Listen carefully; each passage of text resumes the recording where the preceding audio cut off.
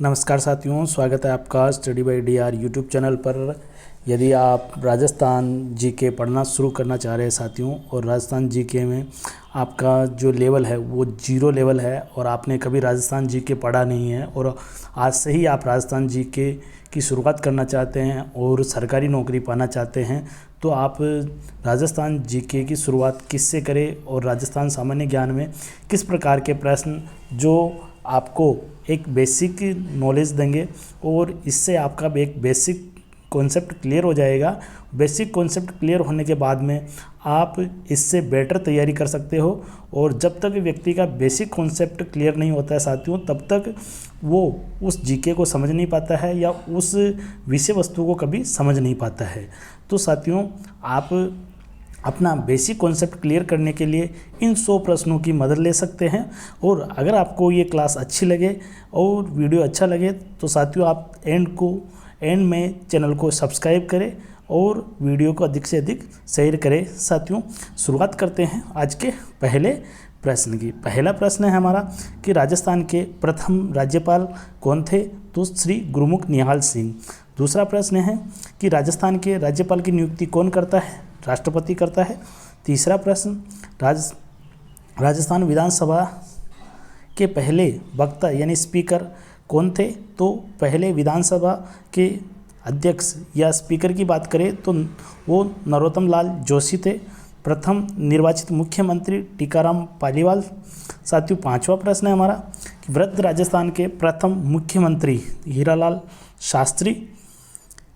अगला देखिए, छठा प्रश्न, राजस्थान की प्रथम महिला विधायक यशोदा देवी। राज्य की प्रथम महिला मुख्य सचिव श्रीमती कुशल सिंह।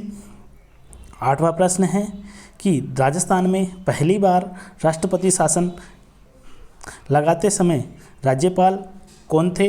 तो संपूर्णानंद थे।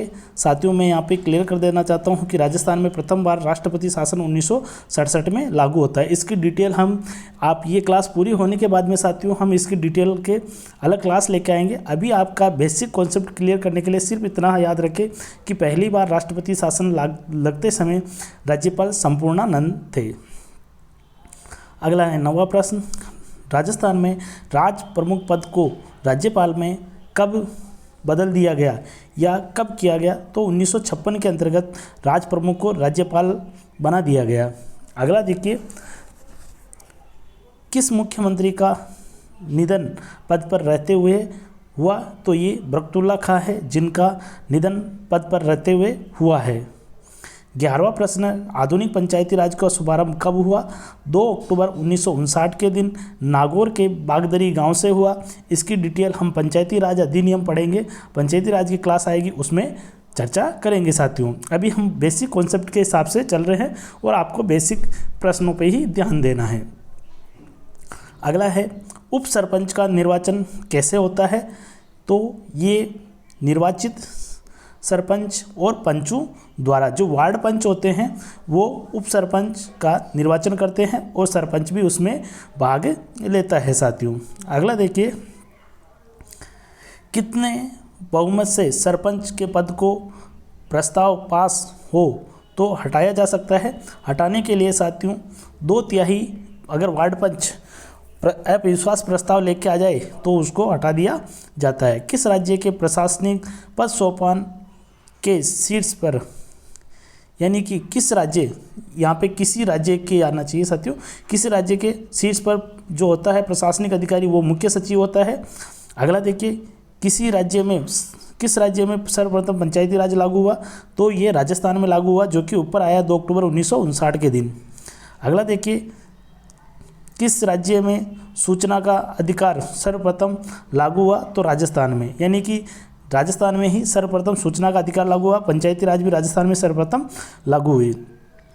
किस वर्ष हरिभाऊ उपाध्याय के मुख्यमंत्री नेतृत्व में अजमेर राज्य के मंत्रिमंडल बनाया गया था? तो 1952 के अंतर्गत साथियों पहले अजमेर अलग ही राज्य हुआ करता था और इसका मुख्यमंत्री भी रहता था, जो कि मुख्यमंत्री का नाम है हरिभाऊ उपाध्याय। ये एक बार प्रश्न पूछा गया था कि अजमेर के मुख्यमंत्री कौन थे? तो हरिभाऊ उपाध्याय। अगला प्रश्न देखिए, किस राज्य में सूचना का अधिकार ये रिपीट हो गया साथियों, ये भी रिपीट हो गया है। हाँ, अगला देखिए 18वां देखिए, किसने जिलाधीश को संस्थागत करिश्मा कहा था? तो रजनी कोठारी हुए थे, जो कि राजनीति के बहुत बड़े विद्वान थे। उन्होंने एक राजनीतिक विचारक के तौर पर जिलाधीश को संस्थागत करिश्मा कहा। ये रजनी कोठारी है। इनकी एक किताब है द कांग्रेस इंडिया, या उसको कह सकते हैं कांग्रेस भारत, इस प्रकार की उनकी किताब है साथियों।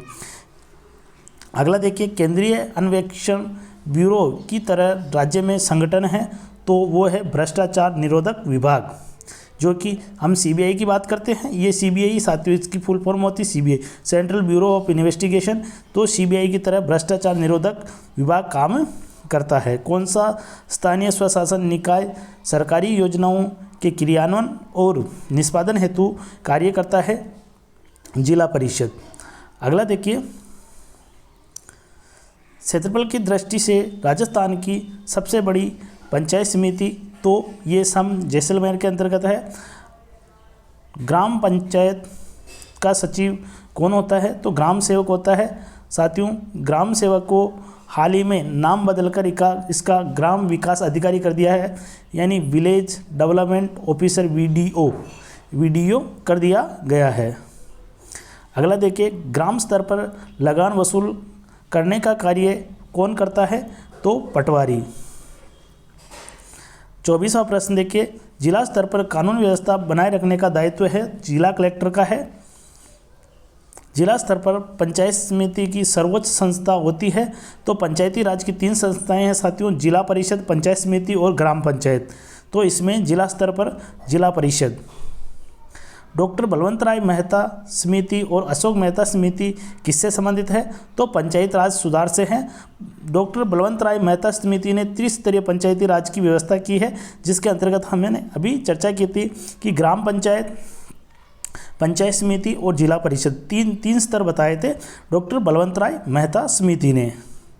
अगला देखिए, दलबीर भंडारी किस क्षेत्र से संबंधित है? दलबीर भंडारी न्याय के क्षेत्र से संबंधित है। दो या अधिक राज्यों के लिए संयुक्त, यानी जॉइंट, इसको बोलते हैं कि जॉइंट पब्लिक कमीशन आयोग, तो ये कौन करेगा? तो इसका निर्माण करेगा संसद। आरपीएससी और हम बात करें तो इसके जो संसद यानी कि संयुक्त लोक सेवा आयोग है, इसका निर्माण या इसकी नियुक्ति का प्रावधान संसद को है साथियों। अगला देखिए, यूपीएससी में वो भी संसद करेगी। नवीन व्यवस्था में जिलाधीश निर्माण, जिलाधीश ग्रामीण विकास अभिकरण होता है, तो इसमें जो जिलाधीश होता है यानी कलेक्टर, वो जिला ग्रामीण विकास अभिकरण का अध्यक्ष माना जाता है और अध्यक्ष होता है साथियों। अगला देखिए, नारायणी देवी वर्मा किस वर्ष राज्यसभा की सदस्य बन गई? तो 1970 के अंतर्गत साथियों। नारायणी देवी वर्मा कॉलेज भीलवाड़ा के अंतर्गत स्थित है।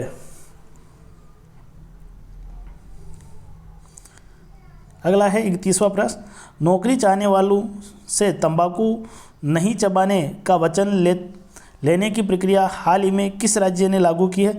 साथियों, वेरी इंपॉर्टेंट है, ये राजस्थान है ऐसा राज्य जो तंबाकू के लिए आपसे एफिडेविट लेगा कि ना तो मैं धूम्रपान करूंगा और ना ही तंबाकू चबाऊंगा और ना ही किसी को धूम्रपान करने दूंगा। इस प्रकार का आपसे एफिडेविट यानी कि एक शपथ पत्र लिया जाता है, जो कि स्टाम्प पर नोटरी के रूप में होता है। अगला देखिए, पंचायत समिति और जिला परिषद का कार्यकाल कितना होता है? 5 वर्ष का होता है।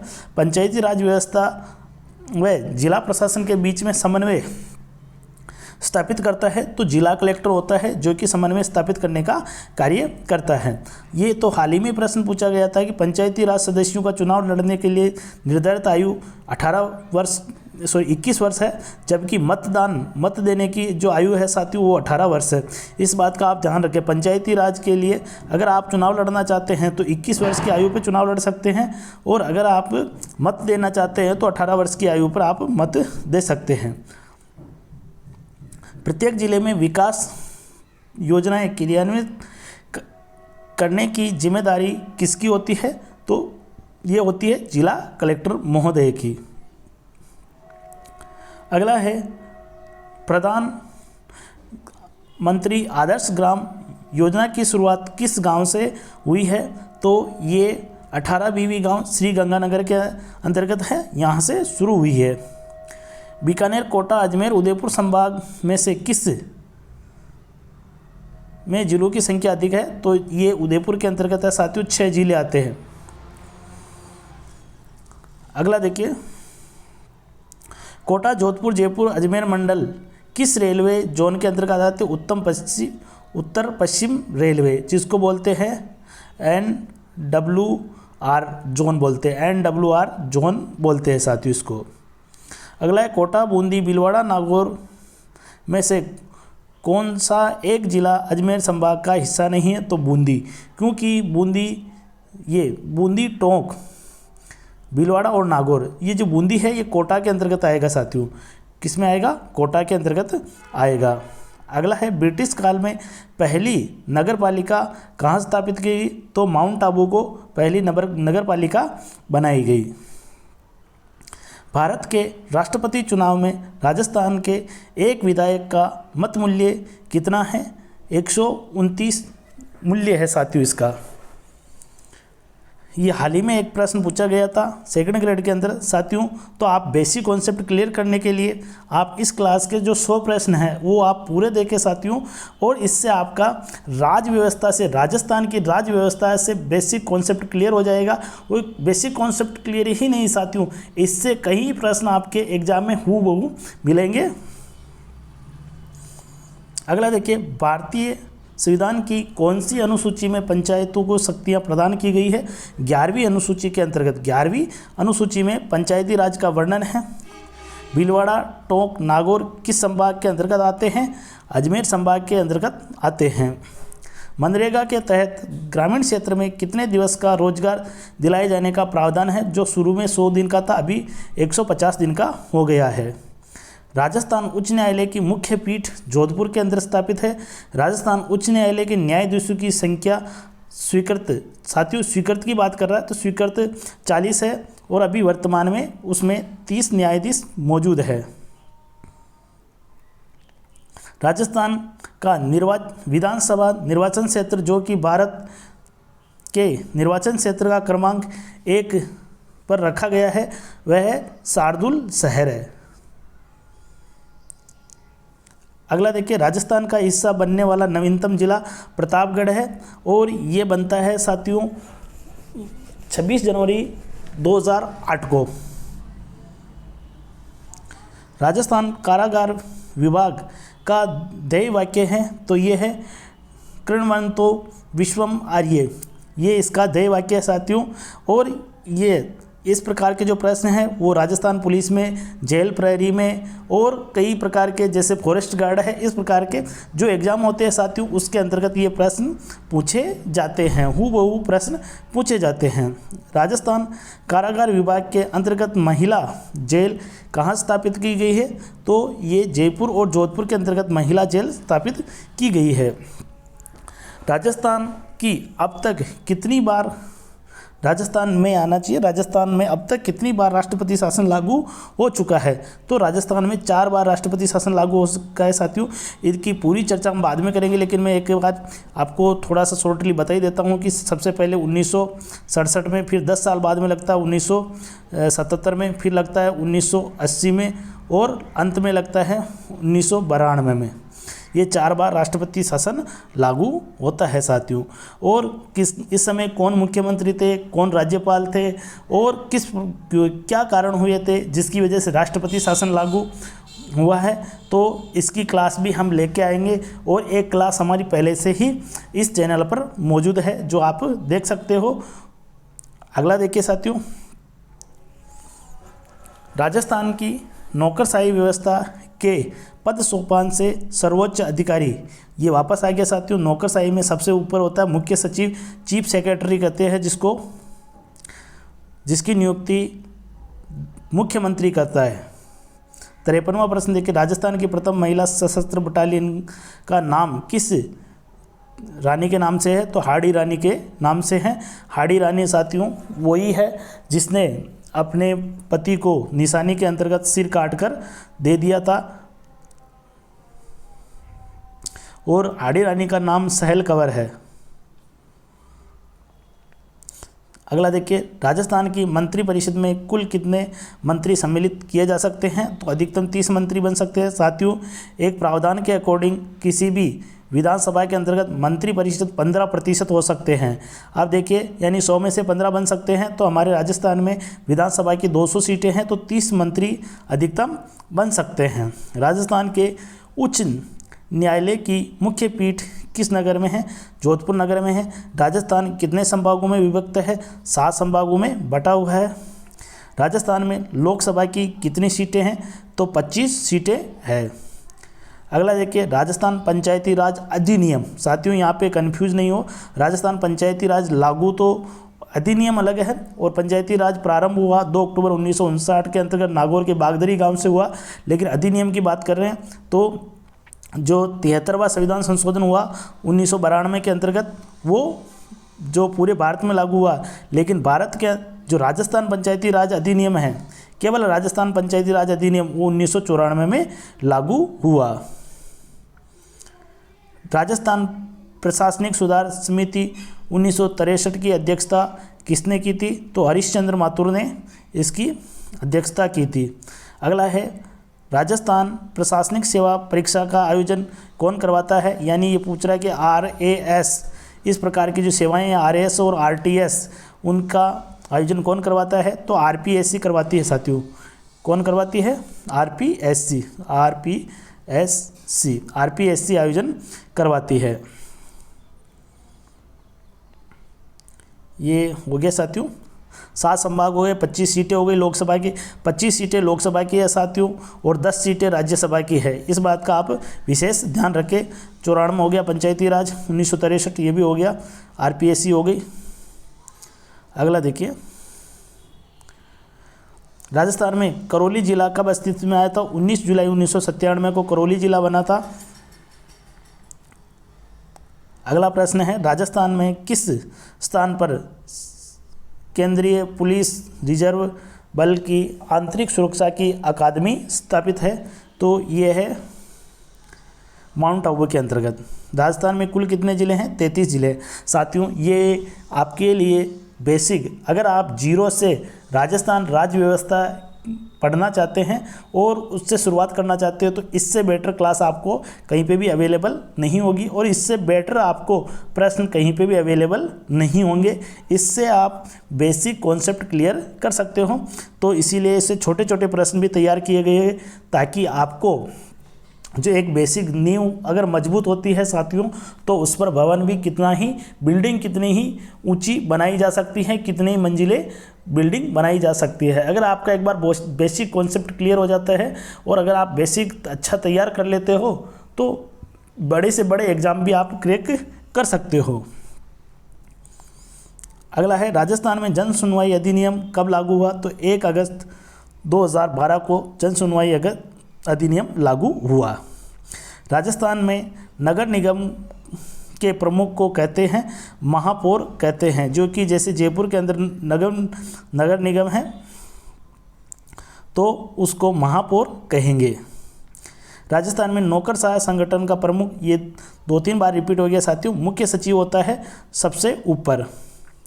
राजस्थान में पंचायती राज संस्थाओं में मध्यवर्ती बीच में देखिए, सबसे नीचे ग्राम पंचायत, फिर पंचायत समिति और फिर जिला परिषद। तो साथियों, बीच में कौन सी हो जाएगी? पंचायत समिति हो जाएगी। राजस्थान में पंचायत समिति का प्रधान अपना इस्तीफा जिला प्रमुख को देगा।